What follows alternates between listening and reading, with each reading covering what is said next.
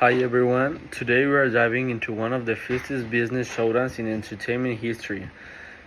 We are going to talk about Sony's battle for video game supremacy. A story of innovation, high-stakes competition, and the fine line between success and setback that was made by Sony.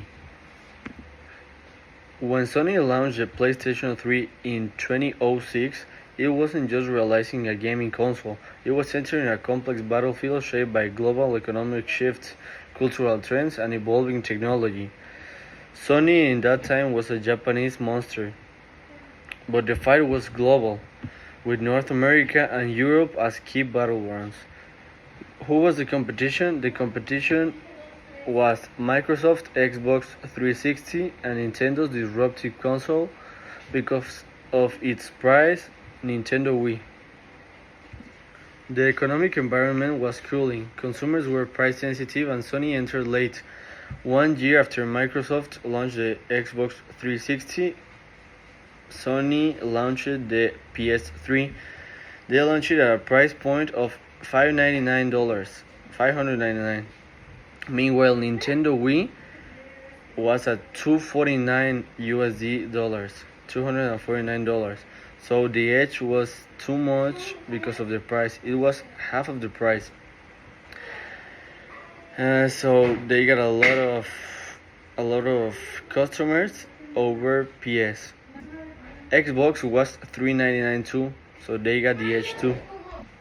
Sony was fighting with multiple battles at once because they were facing the Blu-ray war in a format with HD DVD that was the Microsoft way to work. Sony operations were deeply global. Free trade agreements with Japan, deals with the EU, lowered barriers and kept consoles moving. Manufacturing was centered in Asia, but innovation was clustered in Tokyo, San Mateo and Helsinki, where all the creative engines that powered PlayStation were from. Sony business spanned the primary, secondary, and tertiary sectors. Its supply chain was lean but exposed to geopolitical risk. Sony had to make difficult trade-offs. Its priced PS3 was the loss leader with the price, banking on Blu-ray adoption and exclusive titles to fuel long-term profits. It invested heavily in developers contests and digital services like PlayStation Network. Meanwhile, political pressures emerged, data privacy laws like GDPR, rising digital taxes, and growing scrutiny of big tech. Sony had to juggle financial risk, market share erosion, and regulatory complexity. All of this while keeping gamers engaged. What we learned and what was missing.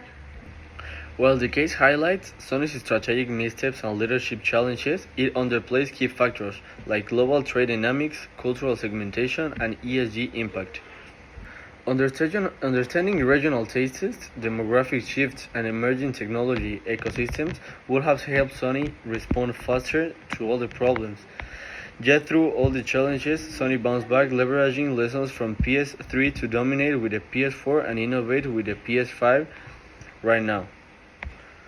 This story shows that true supremacy demands agility across the full spectrum: trade, culture, policy, and consumer delight. All of this just was a quick resume of all what happened with the competition with PS and how they are still dominant in the market. So next time you pick up a controller, remember, you are not just playing a game. You are holding a case study in global business strategy. Thanks for watching.